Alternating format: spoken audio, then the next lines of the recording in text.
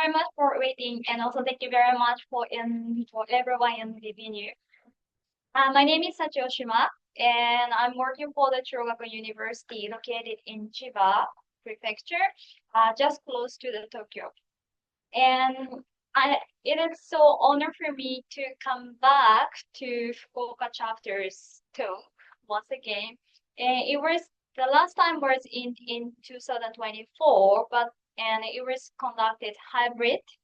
And other time I was in Tokyo, and I say hello from Tokyo. And this time it's so honor for me to come back and meet you in person. And also thank you very much for those who are online and sparing your precious time weekend. Okay, so uh, for those who are in the classroom and also for those online, please don't hesitate to jump in or talk to me anytime. Or if you have any question or any comments, don't hesitate to raise your hands or let me know, because I will share my practice. So I try to make it explicit to explain what I'm doing, but because I will talk everyday practice, so maybe there is something I did not conscious are so much about, or I'm not so aware of that is a unique approach or something like that. Okay, so before starting my presentation, so I would like to clarify the purpose of this presentation.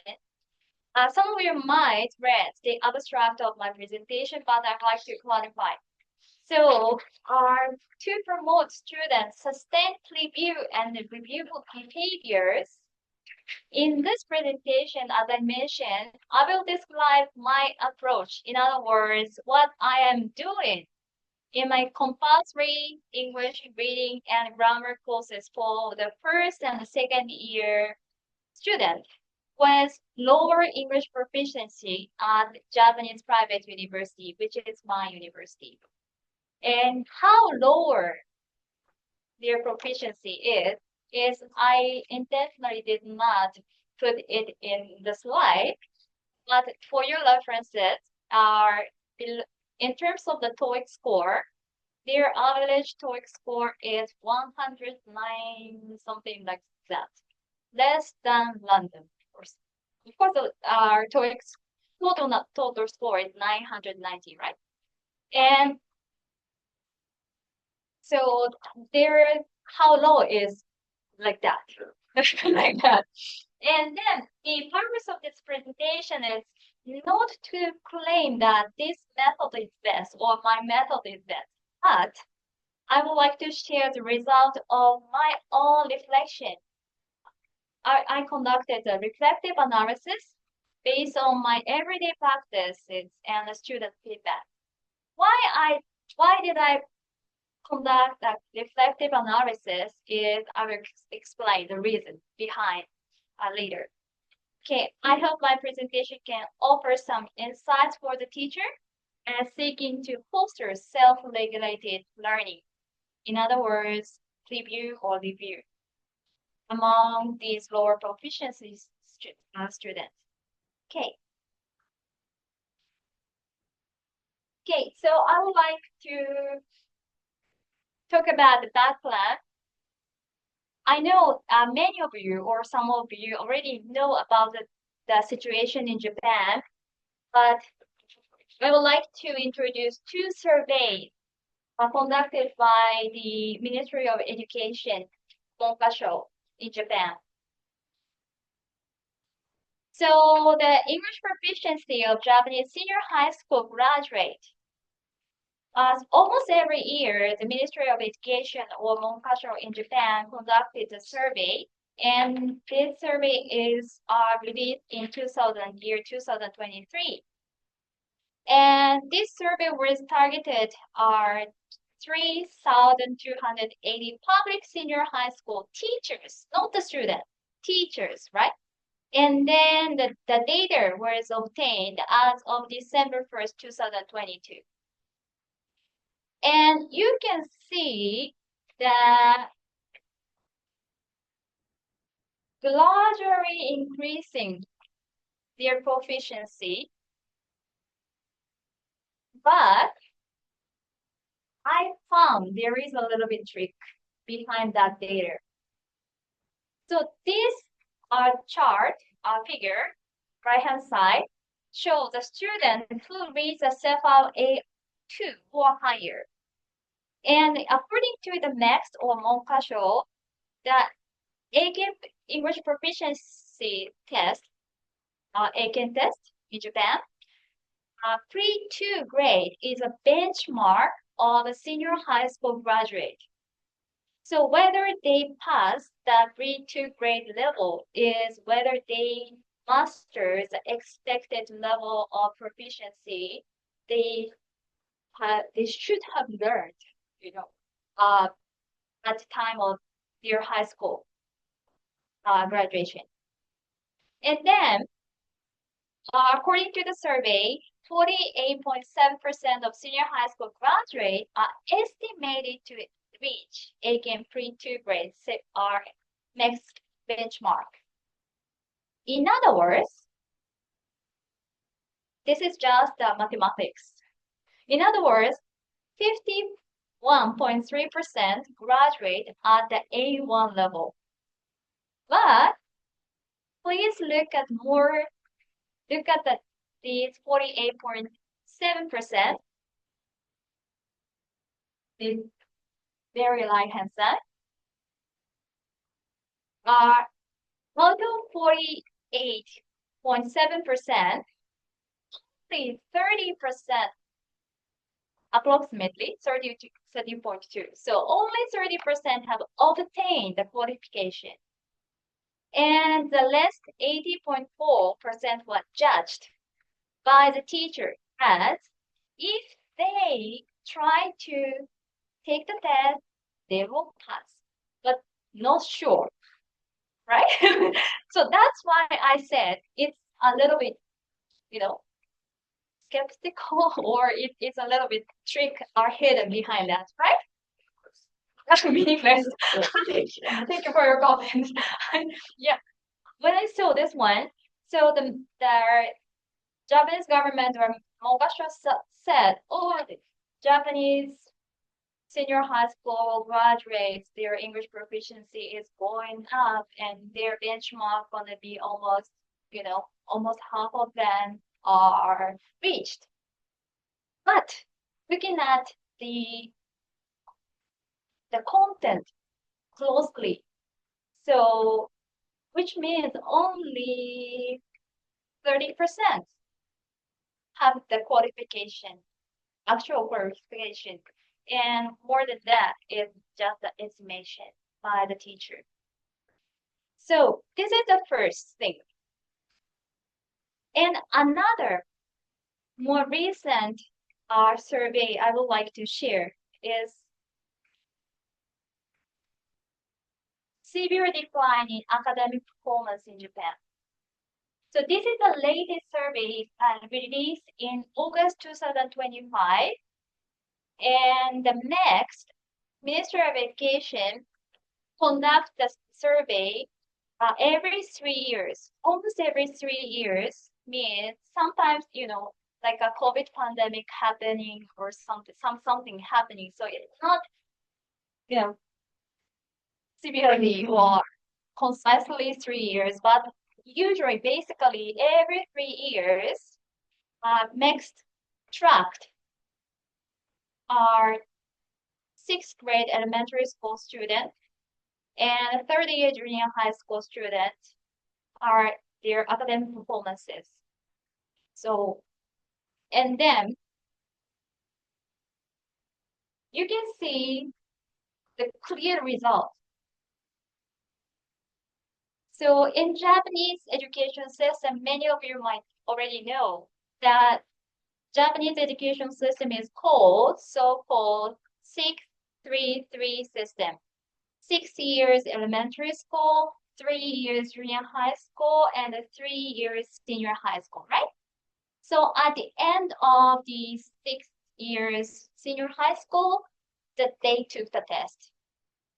And then at the end of the 3 years junior high school, they took the test. And they used a statistical analysis and compare. And then you can see from 2021 to 2024 what's happening. Their academic performance is severely or significantly declined. And the bottom one is English, third-year junior high school student. Of course, as an English teacher, I was shocked from that result, but at the same time, I'm curious, and also I found it very important is, along with the English, please look at the above one. Japanese competence, Japanese proficiency in Japanese, 国語. So they're L1, the first language. So their Japanese competence, academic performance in 6 years elementary school and 30 years junior high school also dropped in these 3 years. So if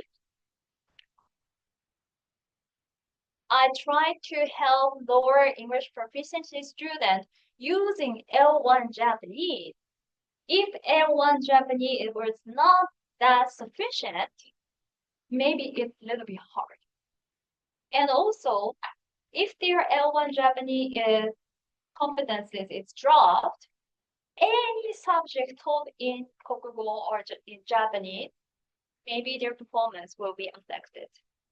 So that's why these are next survey was widely reported in Japanese national media, especially August, September, major newspaper articles covers.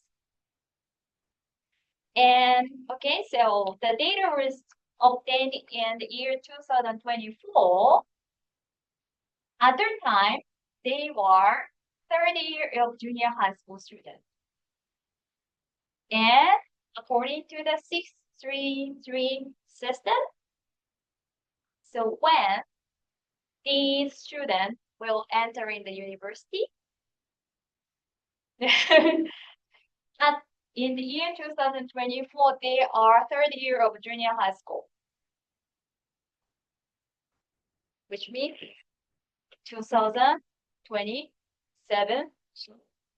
So 2 more years. So in 2 years from now, they are coming to the university. They are reaching the university's level. I did not say that all university students are with low English proficiency. I never say that. There are very, fabulous, great student, excellent student. But thinking about the previous these data, almost half of the students are A1 level. This is a reality. And more than that, in these 3 years, their academic level are severely dropped, not nationwide. So we have to assume students' readiness when they are studying university level English courses in a few years. Okay, so this is the current situation. So that's why I'm focusing on the lower proficiency student in my research and everyday practices. So Trevor kindly mentioned language teacher published by the JALT, and my article was selected as one of the selected paper on the PCP.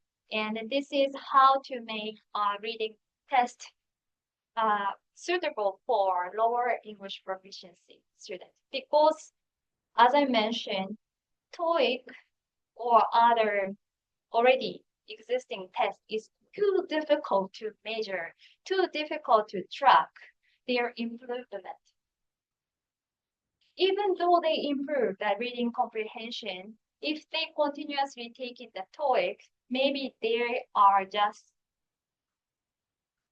score 190 something, 200 something, sometimes 100 something like that. So it's too hard to catch their real improvement. So that's why I made the reading comprehension quiz and how to do that. That is included in the language teachers journal. So if you are interested in, please. Okay, so motives of this case study. So the context is I was teaching, I should say. So next year, our university changed the curriculum, so the name of the course it will be a little bit different. But until this fiscal year, 2025, I taught that integrated English, grammar, reading, and expression. And as the title, the course name suggested that the focus is grammar and reading. And then I would like to say one thing. In my university, especially in my faculty, I'm the teacher of the Faculty of Law. And in my faculty, English is not compulsory. Japanese is compulsory. So they have to take Japanese courses, but English is not compulsory. And what is compulsory is foreign languages is compulsory. So students at my faculty can choose one of the foreign languages from English, German, French, Chinese, Korean, or Japanese. But the Japanese is for international students only. But so some of them really hate and try to run away from the English. They may take the French or Chinese or Korean or whatever. But because they would like to be our civil servant after graduation and the civil servant exams, there are English included. So that's why as a result, about 70% of first and second year students take these compulsory courses as a result. And one class typically consists of 20 students. It's a small size. And as I mentioned, it's a 2-year compulsory course. And year 1, for the first year, integrated English 1 in spring semester. And in the fall semester, integrated English 2 they are taking. And when they became a second year, our integrated English 3 they have to take. And in the coming fall semester, they are taking integrated English 4, like that. And we have the 90 minutes class once a week. Okay. You mentioned repeaters. If they fail one of the first year classes, do they have to repeat that before going on to thank you very much for your question. Yeah. There are so many repeaters actually. And the repeaters take for example, the second year student, there is a second year student who failed 1 or 2. In that case, they can take 3 and 4 the same time, 1 and 2, simultaneously as a repeaters. So, because there are repeaters who are fourth year students, actually. So, for example, in my class, one of the classes, the integrated class, first year integrated class, there are 3-4 year student, 2 to 3 3rd year student, and 5 2nd year student, other than these freshmen, something like that. So it's a kind of mixed. So there are no dedicated repeaters class, so repeater may join any available classes. They choose, I don't want to take the first period because it's too early in the morning, so I would like to be in the afternoon, or I hate this teacher's test, so I would like to change that class or something like that. There are so many reasons. Okay, so my classes in the academic year 2024, so last academic year, and also this year too, I taught in total 6 classes. So year 1 for the first year student, originally, and the year 2 for the second year student, originally 2 classes. And in the spring semester and in the fall semester, at the end of each semester, maybe in your university also similar survey will be conducted. But the university-wide student survey result was obtained, and I was kind of surprised. So in the spring semester, all 6 classes I taught scored above the university average on items related to preparation and review. And in the fall semester, 4 classes scored above the university's average. And let me just mention, and the last 2 classes, 3, had completed the survey before the final exam week.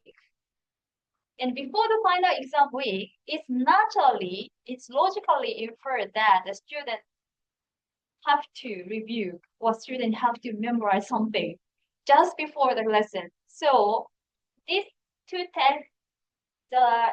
last 2 classes had completed survey much earlier than the other 4 classes. So maybe possibly underestimating the review time. That is my assumption. But anyway, it was surprising result for me. Because what is important here is that I did not impose, or I did not even expect, or I did not provide strong requirement for out-of-class study, preview or review. To tell my truth, tell my own truth, own feeling, I didn't expect, because they are that low proficiency student. Naturally, they don't have so much motivation to preview or review or something like that. But unexpectedly, university student survey results show that all classes exceeded the institutional average on items related to student out-of-class learning behavior. And my university administrative office, in other words, Kyomuka, asked me, Sachi sensei or Sachi, why your class students doing much more preview or review compared to the other teachers' courses? I said, I don't know. I didn't expect that.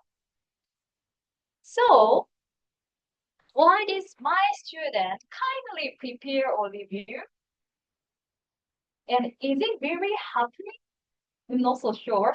So that's why I decided to do the reflective analysis systematically. So one is from my own reflection. I take class lesson record every time, and I also ask my students fill in the written comment and also the feedback. So I made an analysis based on that. Okay. And as a result of the reflective analysis, three key factors emerged.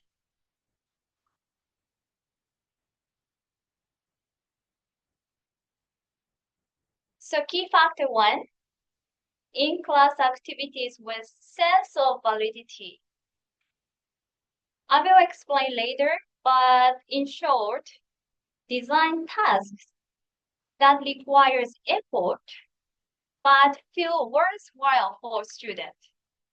So students are more engaged when activities are reasonable for them and meaningful for them.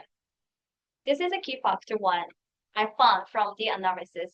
And the key factor two is a reproducible understanding outside class. So students should be able to understand the material, more specifically the textbook, independently when reviewing at home. And final factor, key factor three, is connecting classwork to assessment. So aligning instructional content, what I'm doing in the class, and assessment should be connected so that students clearly see the connection between class preparation and test performances. I will explain one by one and what I was doing and how students feel about it. I will talk about it. Okay, so key factor one. So key factor one, yes, okay. So our this is a syllabus, most simple, maybe it's obvious. So the syllabus, the student grade are determined by active participation 25% and mini quizzes 20% and midterm and term and exam 30% each multiplies twice, so 60%. And out of 100%, more than 60%, they can get credit. They left. So, but there are so many repeaters, I don't know why. But anyway, so active participation is not just counting whether they are attend or not.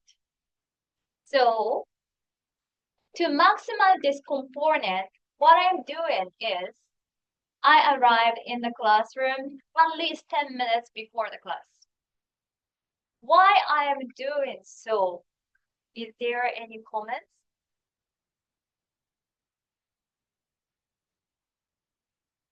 Arrive in the classroom at least 10 minutes before class. Never late. I think it sends a message to the students that they need to turn up on time and be prepared. Yeah, thank you very much for your comment. Actually, so I see not so many, but some teacher or traditional or conventionally, the teacher fashionably late from the classroom and then take the attendance and you are if the teacher said you are late, maybe from the student's perspective, it's unreasonable, right? You are late, the teachers are late. Why I'm late and I should be, minus or deducted from my participation point, right? But every time I arrive in the classroom at least 10 minutes and I prepare the materials, I'm writing today's schedule or something like that, and chit chat with my student, then the student cannot complain in terms of I'm taking the attendance or the late. So this is the first one. And also the second is much more important. Valued all student response, whether correct or incorrect.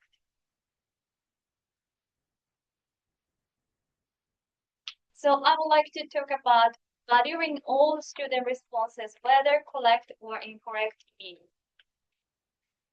So my class is focusing on the grammar and reading. So I'm using the two types of textbook. One is if you would like to see I will circulate, and also I got permission from the publisher to put these images or contents on slide and during the a Zoom meeting.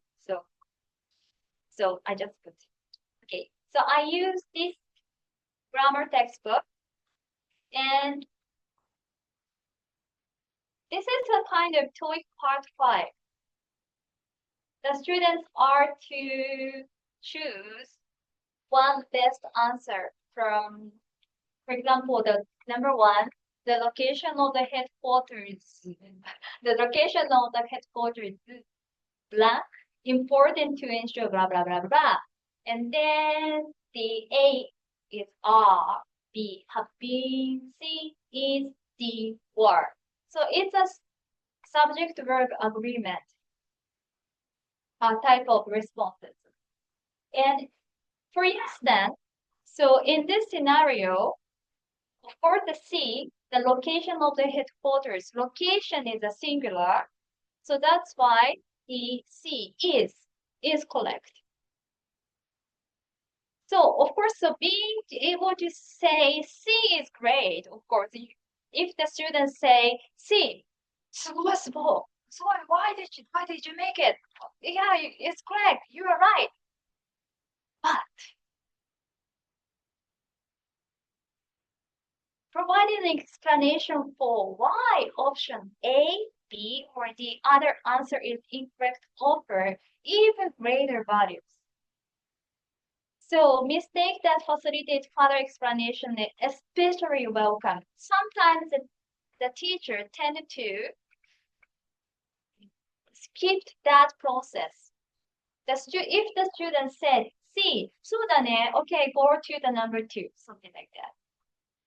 So justification for that, why this answer is correct, why this answer is not correct, have the same values, or why this answer is incorrect have much more value in order for the student to understand much more deeply. So that is one of the things. And the student written comment and feedback supported this idea.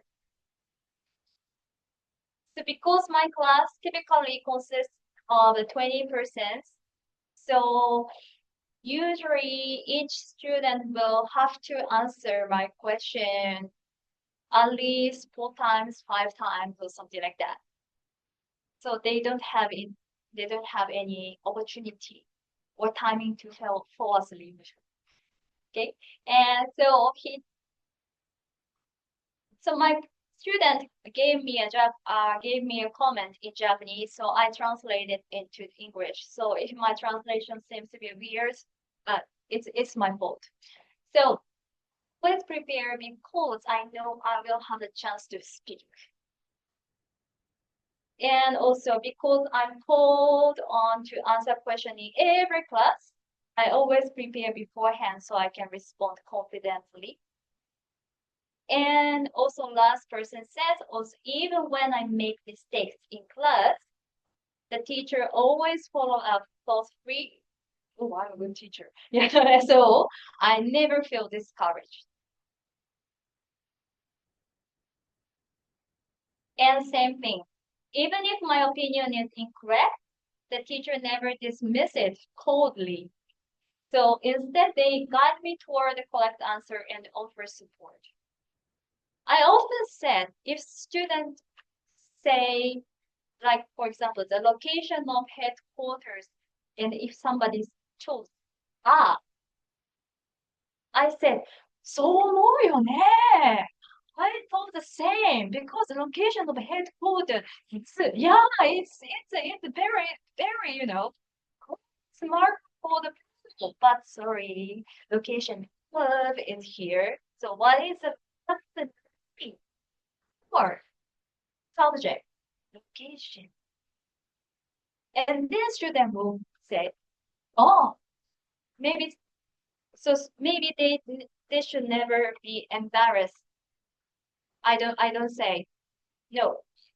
your eyes. It's unbelievable or something like that. Okay.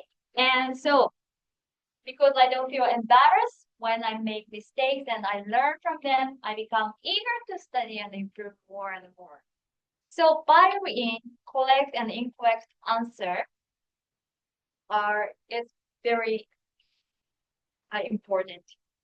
And okay, next one. So active participation, as I mentioned, is not only the count of attendance. In order to count attendance, teachers, I myself, have to be in class on time, at least. Before that is much more effective.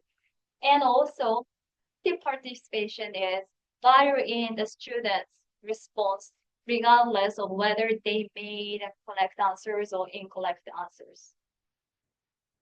So they feel kind of, I'm contributing to the class largely, I hope. And then, so this active participation is, of course, connected to the mini quizzes.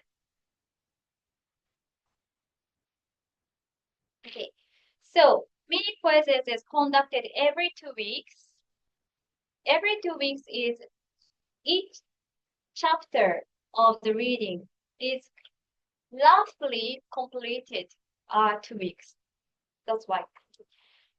And the question includes the item that can be answered by attending class, and also item designed to deepen student understanding. For instance, let's say difference between the first item and the second item. For instance, I discuss with my student what pronouns, for example, it or they or he or she, in paragraph 2, let's say, what it in paragraph 2, line 3, they could indicate or something like that.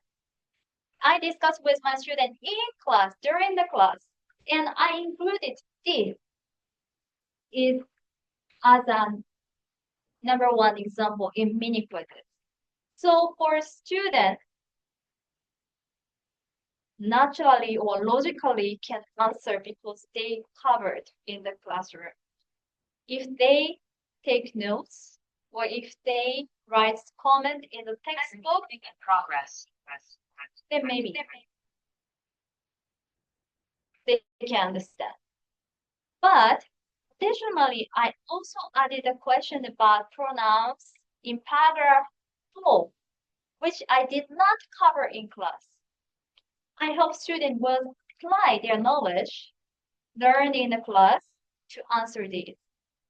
So it's not just a copy of what I did in the class. And the second one is slightly more cognitive load is heavy, but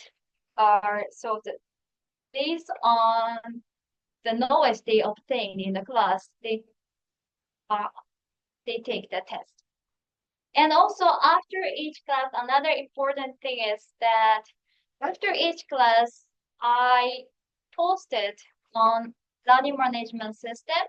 Each university had some system, but I always posted the summary of the lesson. In other words, what we did. Just today, I covered lesson something like that. And then an overview of the next lesson, what we are going to do next week. Posting these updates is helpful not only for students who attended the lesson and wish to review, but also for those who are absent due to illness or other reasons. Personally, main purpose is to guide students on where to look at if they wonder which pages they have to prepare or review, and prevent any confusion. And a student actually said, class announcement are efficiently communicated via the LMS. and also each test scope is clearly defined, and which help minimize anxiety. So even though they are attending the class, they might forget what I've taught, what I'm said. So in that case, they have the always they have the backup. This is just screenshot of our LMS, and then I look so let's take what I did, what we did. And 第7回授業 lesson 7 schedule. We are going to do this one. And the 理解度確認 test is a midterm exam. So midterm exam, the date is this date. You are having the exam. And the test score area you have to cover is grammar lesson 7, 8, 9, 10, and reading chapter 8 and 9, and something like that. So it's explicitly, clearly just mentioned. So every time students feel worry or, oh, what pages we have to look at, they have the one area, one place to consult. Okay. So last one, okay, key factor. So midterm and term exam, 60%, which accounts for the huge percentage.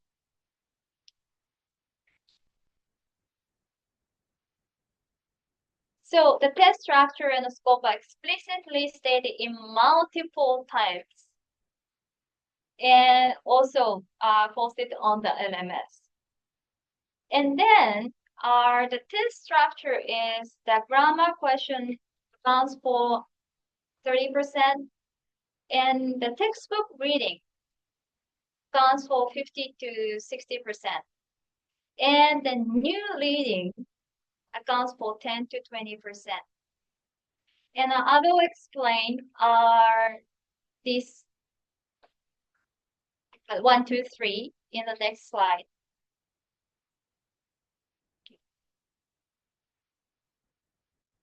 So grammar, using one textbook,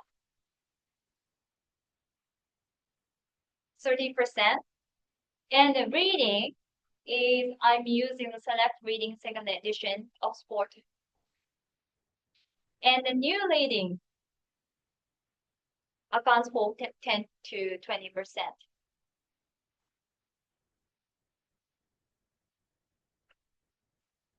And then the point here is, I assume that most teachers mention in their syllabus that midterm or final exam will count towards student grade. However, I believe it's equally important to clarify or clearly explain from the very start of the course, lesson 1, how students can achieve a good score. So in lesson 1, orientation, of course, I will explain these 3 components. Your active participation is very important. You have the mini quizzes, you have the midterm and term and exam, but in more detail, I will explain. In order to get the good score of midterm and term exam, I will give you a very special hint for you. So grammar is you will cover the practices you just mentioned, you just saw, choosing the multiple choice item A, B, C, D, 1. And I will,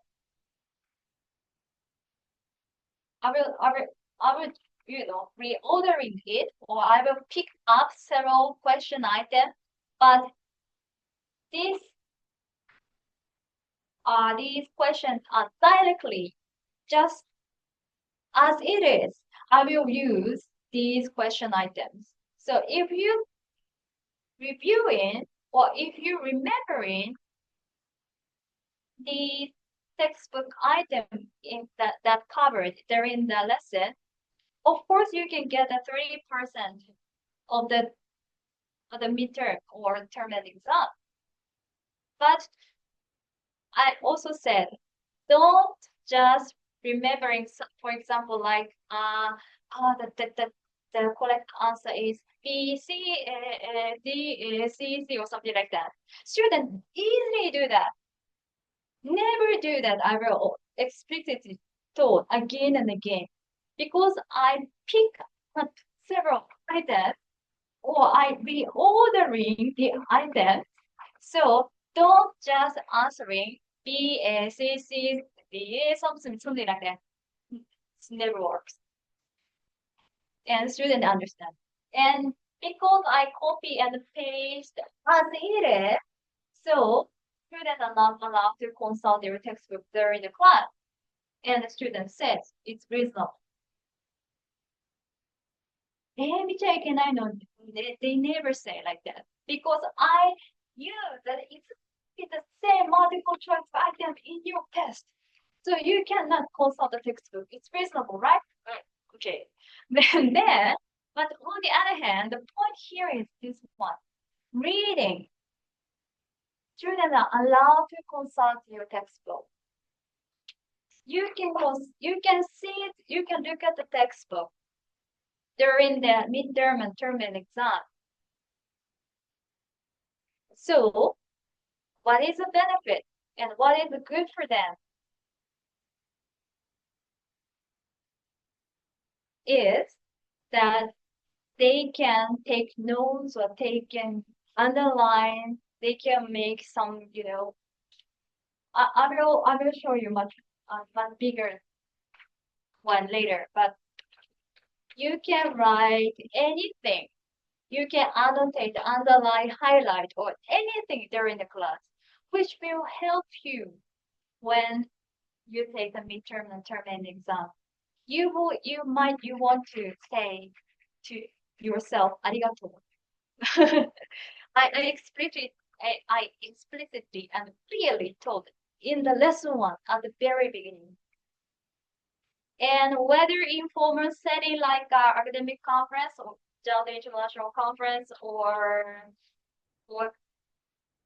like these talks, and also in casual conversation with fellow teachers, many teachers complain that students never try to buy a textbook.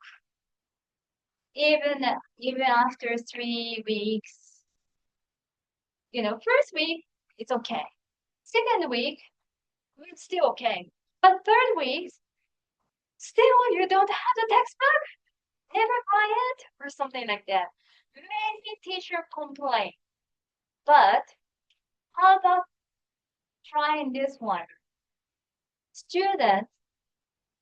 Once students understand this second week, everybody have one. Because they can understand it's beneficial for them. And I also told them, no photocopy allowed. Because the photocopy, I can't understand, I cannot judge whose photocopy is.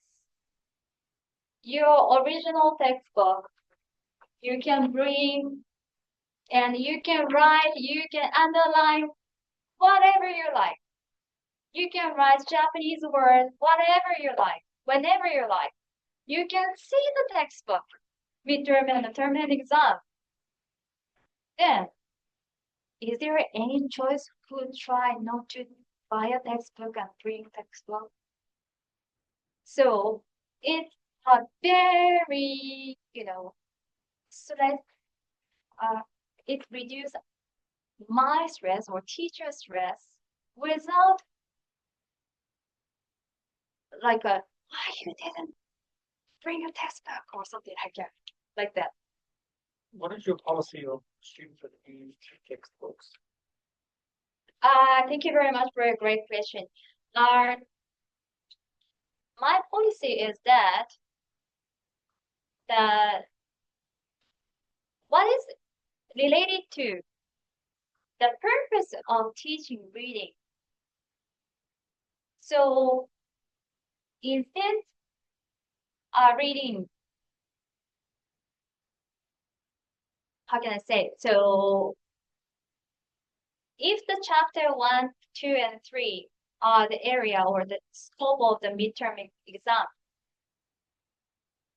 the purpose of assessing or the purpose of conducting the midterm exam is expect student to memorize chapter 1, 2, 3, or expect enhancement or improvement of student reading competence.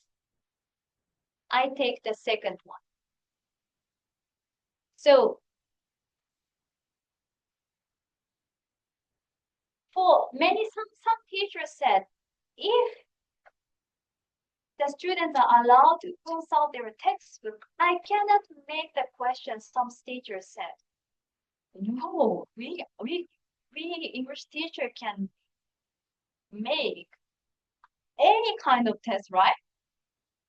Based on these sentences, you can make RWH question, you can make multiple choice item, true or false question. You don't have to just, copy and paste the question in the textbook. Any kind of question will be okay. The important thing I would like to say is that my policy is not to memorize, not to, encouraging memorizing the Japanese translation, for example. Not encouraging the answer of the textbook question, but try to understand or try to pick up the important information, skimming and scanning, or sometimes summarizing. So these much more reading skill are important. That is my policy and that is my hope. And related to your great question, because students are allowed to consult their textbook, of course, in the TOEIC, or of course in the Eiken or civil servant exam, they are not allowed to consult anything, right? So they have to have the experiencing to see or look at the new reading, completely new reading. So that's why the third component, new reading, is included. So students are allowed to consult their textbook, but 10 to 20% in the exam consisted on a new reading. So new reading is considering the difficulty, for example, vocabulary level and grammatical level and other levels. That's why I wrote the article, the paper, how to make a reading comprehension test using the new text. And as I explained, are these three components in the lesson 1. So students understand and it's reasonable, okay? I cannot see the textbook during the exam, but the items directly come to my midterm and term and exam. So why not buy the textbook? I will buy and I will review so that I can get 30% point. And okay, reading, you can see the textbook during the exam. Then we can write. So why not buy the textbook? Why not bring the textbook? Why not annotate and make a comment of whichever? And the new lady, they also understand. Okay, I will take the TOEIC test later, or okay, I will try to be a civil servant. Other time, of course, I don't have the textbook, so I should learn, I should experience. Seeing, facing the new, reading. But the proportion is only to 10% or 15%. So they say, oh, it's reasonable. Okay. So this is my student comment. So there are two tests. So I'm reviewing to make sure I can score well on both. So two tests means the midterm and term and exam. And then having clear guidance on what to study motivate me prepare effectively for the test. And the last person said, getting good test score feels rewarding. I've started thinking I want to review and get better scores. So, I talk about key factor 1. In-class activity with sense of validity. So the students feel it's reasonable, it's meaningful, or it's a beneficial, or I can get the benefit due to that activity. Then maybe student can do that. Okay, so can I go on to the key factor 2, or should I take up like which one is better? Now it's about 1 hour. You want to take a 5 minute? Okay. Okay, so I will take a 5 minutes break. So now it's 4:41. So I will start 4:46 or 7 around that time. Okay, thank you very much. Experience in the senior or junior high school. And one of my students asking her or his teacher, why? Okay, C is correct. Then, but why B is not correct? And that teacher said, C should be C. The answer is C. Does it? And he or she just complained. もう決まってる。C と言ったら死ぬのよ。Yeah, and he or she, that student shared that memory. And my approach is totally the opposite, right? Why A or B or D is different? Please explain. Please justify. So, which deeper their understanding in the grammar, subject-verb agreement, or tense, or other aspects of the grammar. And also reading. True, false question. When I started teaching at the university level, I surprised so many things actually. But one of the things I surprised is most of the students answer true or false question only by guessing. Of course, it's depending on the student level of proficiency, but the many lower proficiency students typically go through the one shared stream. First, translate every single word. Translate every single English sentence into Japanese. Or sometimes junior high school, senior high school teacher distribute, handed on the Japanese translation.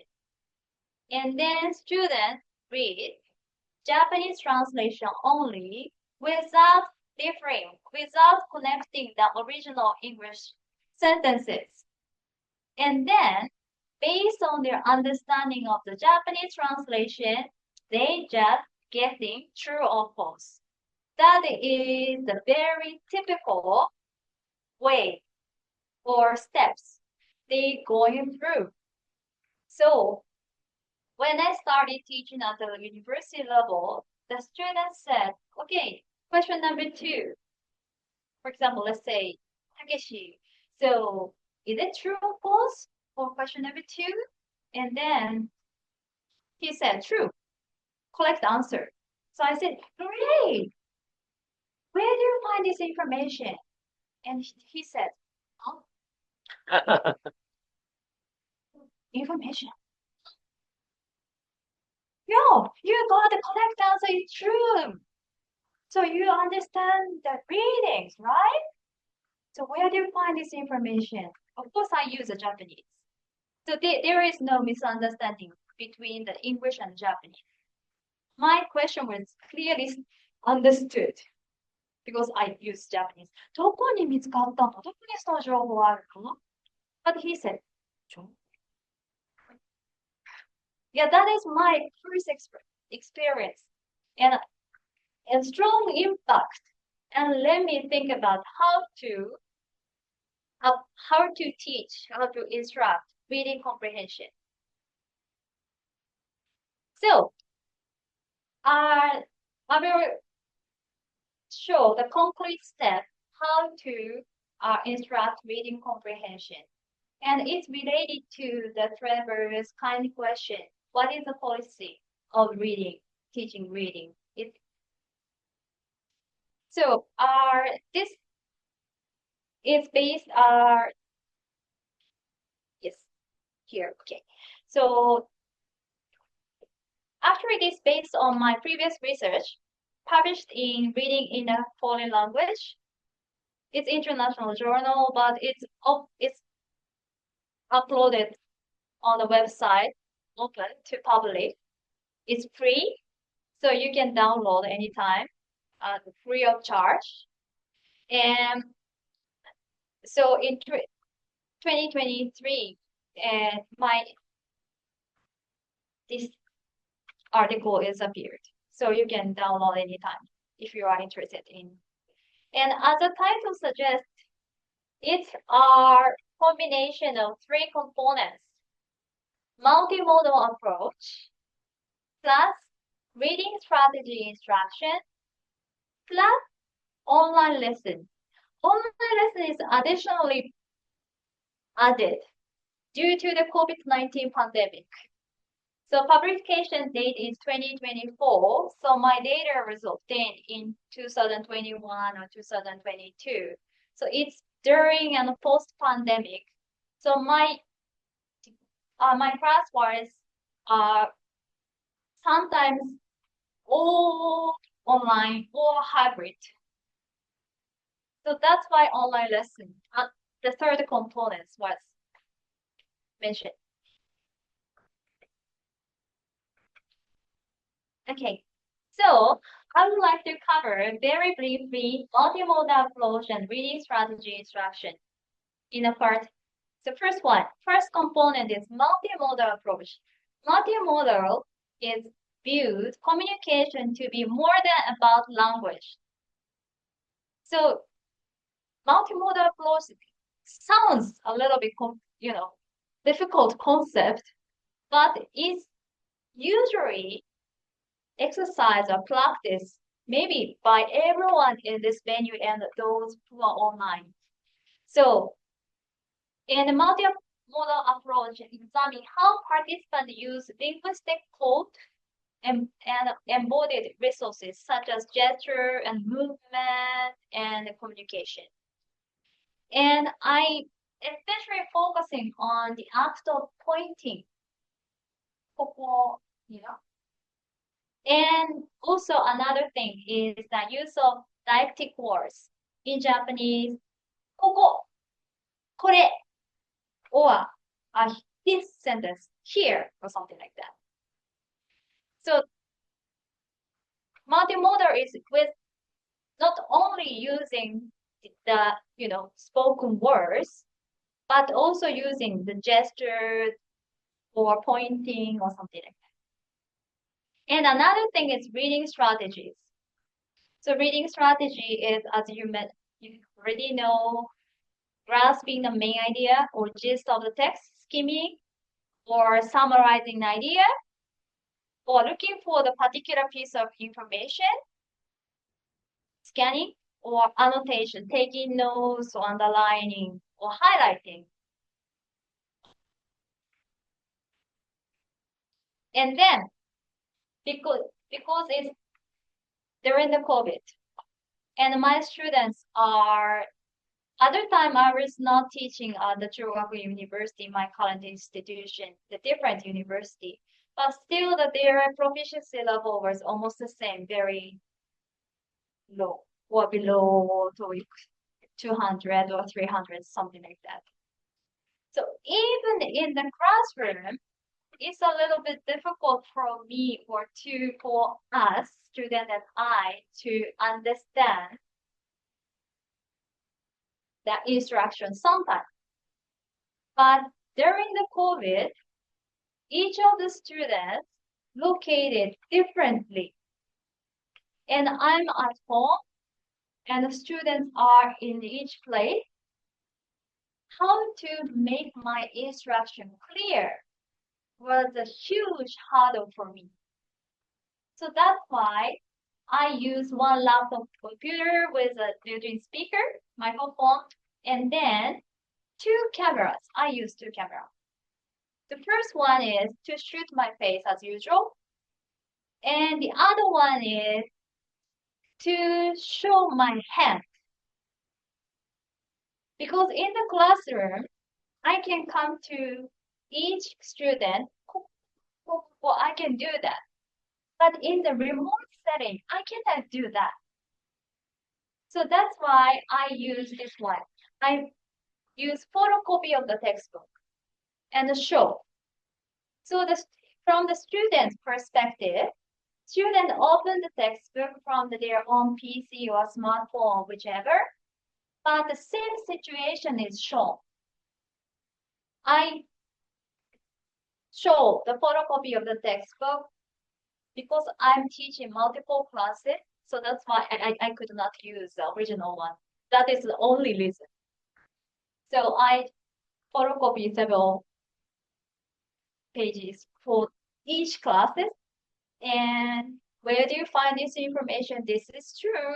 Okay, this is the information to justify this is true. Then underline or something like that. Okay. So reading strategy instruction. So teach how to indicate the location, paragraph X, line Y. Paragraph X, line Y, we are naturally using and in the TOEIC test naturally occurring, but for lower proficiency students, they never know how to say each blocks of the sentence. Starting from the P, no one knows every year.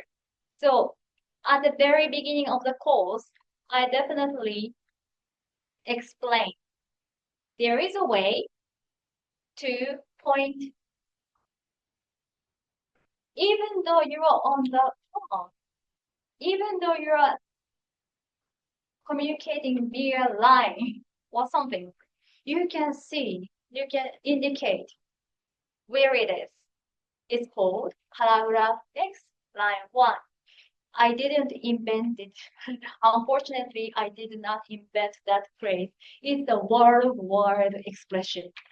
And then I asked the student, read the comprehension question first. Because as I already mentioned, students' typical flow is, regardless of whether important or not, students just translate every sentence from the very beginning to the end and forget and rely on the Japanese style question. No, read the comprehension question first. True, false, multiple choice, whatever. And then look at the text and using the scanning. Search for particular piece of information. Question might be what time or when or where something, or why or something. There must be information written in the textbook. That's why reading comprehension, right? And then underline and highlight to justify and answer the question true or false, for example. But more importantly, I definitely ask you where you find the information. So this is the four-part instructional sequence, and it works very, very well. Even though it's during the online, during the COVID, and it's also remote, and I cannot see the student hand or student situation in person level, but the students can reply, blah, blah, it's the answer is true. This also works in larger classes when the student's too far away from me to see what they're doing. So I could do the same thing in my larger classes. Thank you. Yeah, it's exactly what I thought. So it's regardless of the number of the students, and it's regardless of whether it's online or it's in face to face. But I tried this sequence and I tried this procedure during the COVID-19 pandemic. So I adopted this technique in all my classes face to face. So true. If the answer is true, the statement matches the information that is stated or can be logically inferred from the text. So the student have to justify, paragraph X, line Y, or from the paragraph, it should be true. So it's not just memorizing T, T, F, F, or something like that. If the midterm exam and term end exam is exactly the same question as the textbook, there is a reason to not allow to bring the textbook during the exam. But if I change the question, student can see the textbook. Of course, it's their cognitive level or cognitive load might be lighter than the new reading, but student can see if I learned during the class and annotate and annotate and make comment or write something in the margin. These help each of the students lately. Okay. When you do the mini test or the midterm or end of term test, do you ask the students why true, why false, or just the answer T, F only? Are true, false plus paragraph line. Okay, good. Yeah. Good. Yeah, true, true or false, or multiple choice sometimes. But always why? Justification. And naturally these are their habits.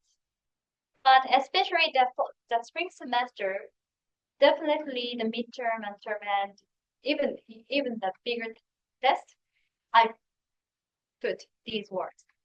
And that's worth points. So Yeah, the worst point. So student just put the T, and if the answer is true, but if their paragraph line was not correct, of course they cannot get the point for that. Yeah. Okay, so I show this.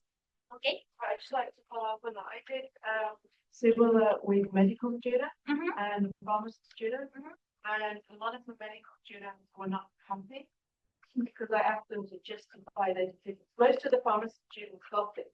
They understood exactly why, but some of the medical students, when they didn't get the point they thought they deserved, were quite outspoken. So that was one of the reasons I wanted to confirm what you do, because I think it's really important that teachers do ask why. Why? Yeah, because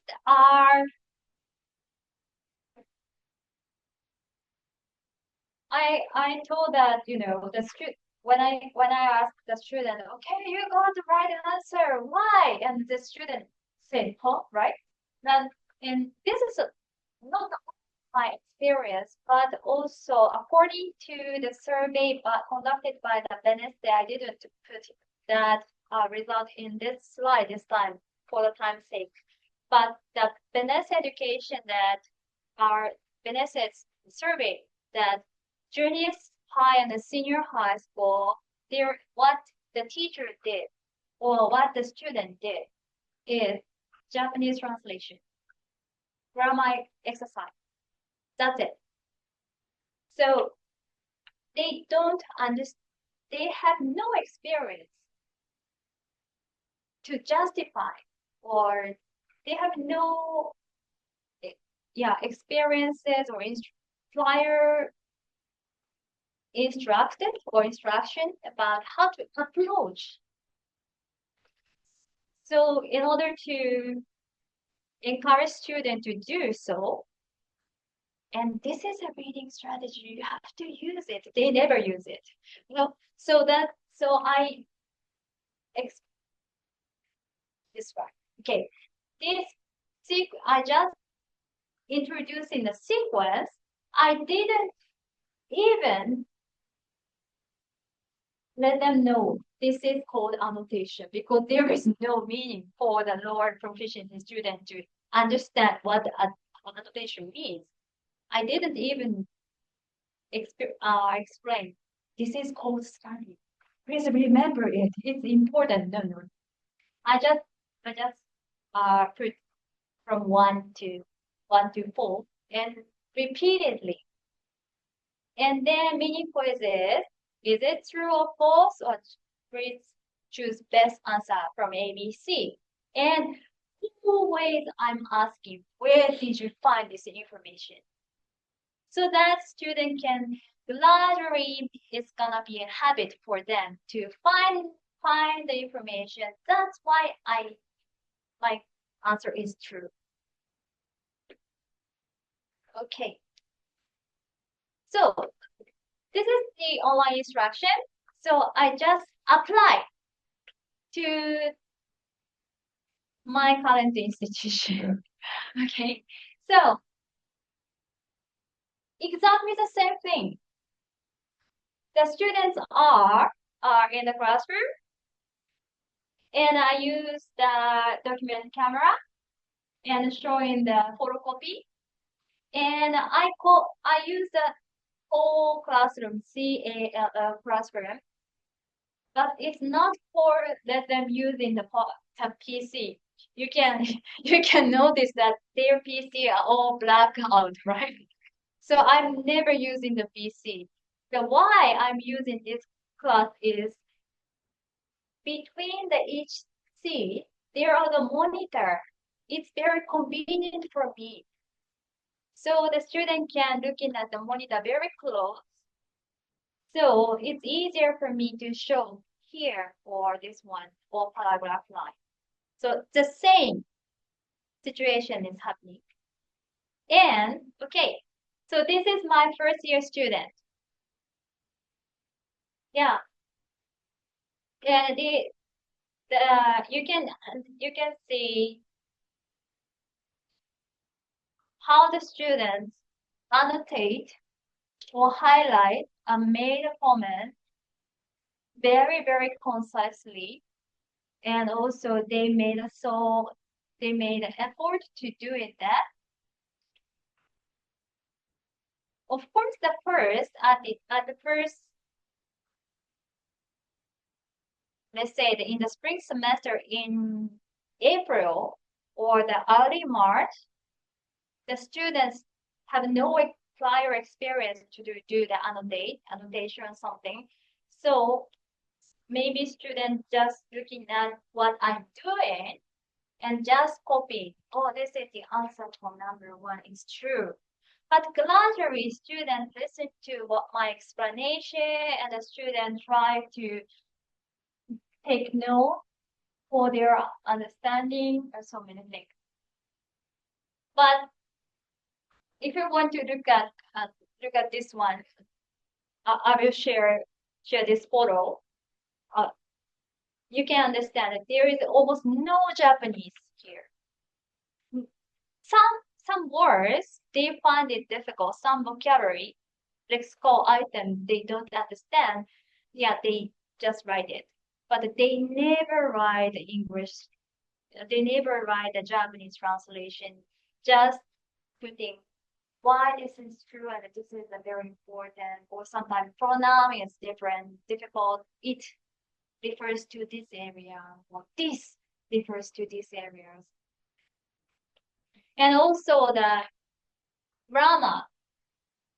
Also, why B is correct or why C is correct. If they just prioritize the rote memorization, maybe they won't write in this way. But I value the incorrect answer, and I value how to approach, how to justify why C is correct, why other choices not correct. So student wrote and try to understand more deeply rather than just memorizing the answer. B, B, B, C, C, where never works for the assessment exam. Okay, so student written comment. So lesson are visually designed to show exactly where to look for understanding. By specifying paragraph and line numbers to find supporting evidence, it's easy to grasp key concepts. This approach steadily builds English skill from the basics. This is this is what the student wrote. So yeah, I was so happy to read that. They understand my intention. And then when studying textbook passages, we focus on the key point instead of examining every single word. Examining every single word is their prior experiences before entering the university. So this focus makes the content easier to understand. And also, during the class, the teacher highlights the key points and main idea, making it clear what is most important. This guidance helped me study and review more efficiently. Okay, finally. So, their classwork, you already noticed, maybe you already assumed. Students put so much effort and actually preparing for the assessment naturally or unconsciously, right? So, lastly, connect classwork to assessment. I showed this slide before.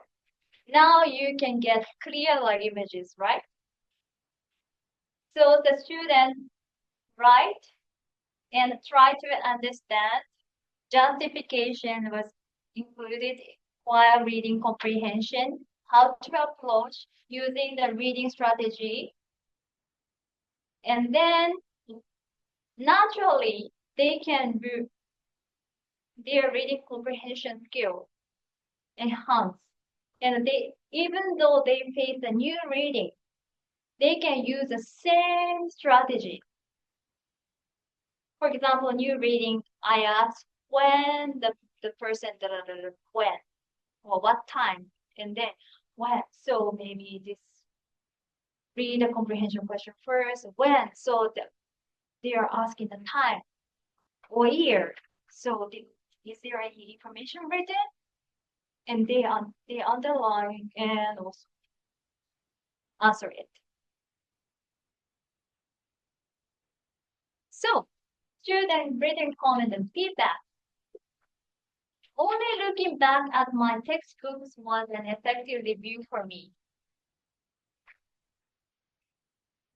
It's not thanks to me. It's thanks to the student effort, right? Student put the effort during the class, even though initially they followed my annotation, but they looking at the textbook later on or before the final exam, they will be maybe happy about what they have done by themselves. And they can understand because they themselves underline. So, only looking back, my textbook was an effective review for me.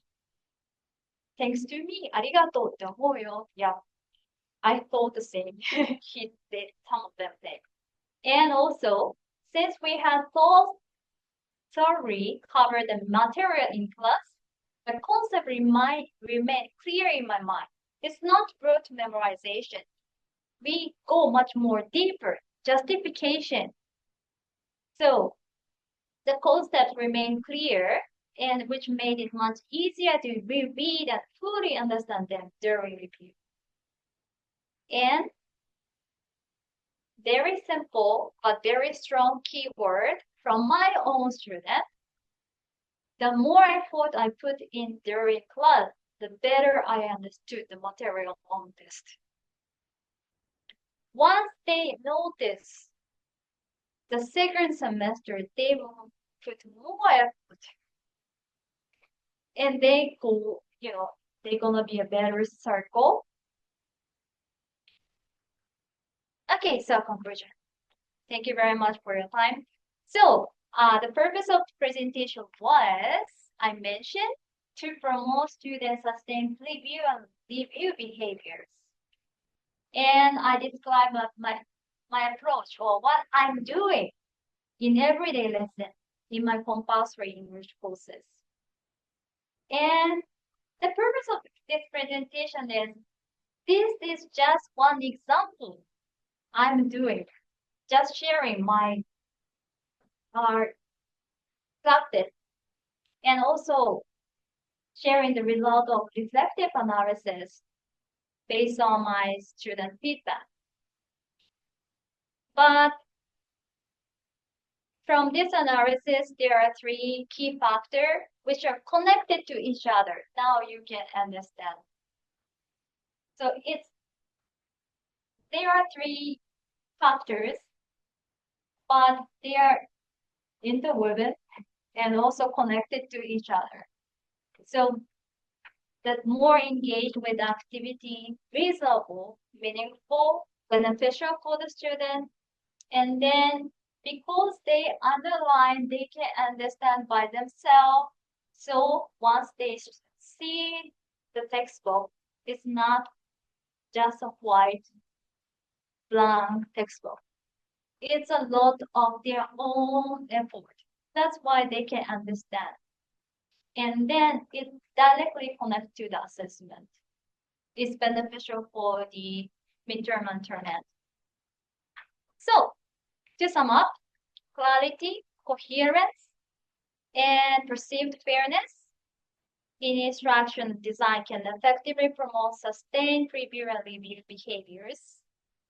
And as I mentioned, I explicitly talking about how to assess it from lesson 1. So transparent assessment criteria and meaningful participation opportunity, and also supportive classroom climate. Student errors are treated as valuable learning resources are essential. That is a takeaway, I hope. Okay, so that is all of my presentation. If you have any questions, please let me know.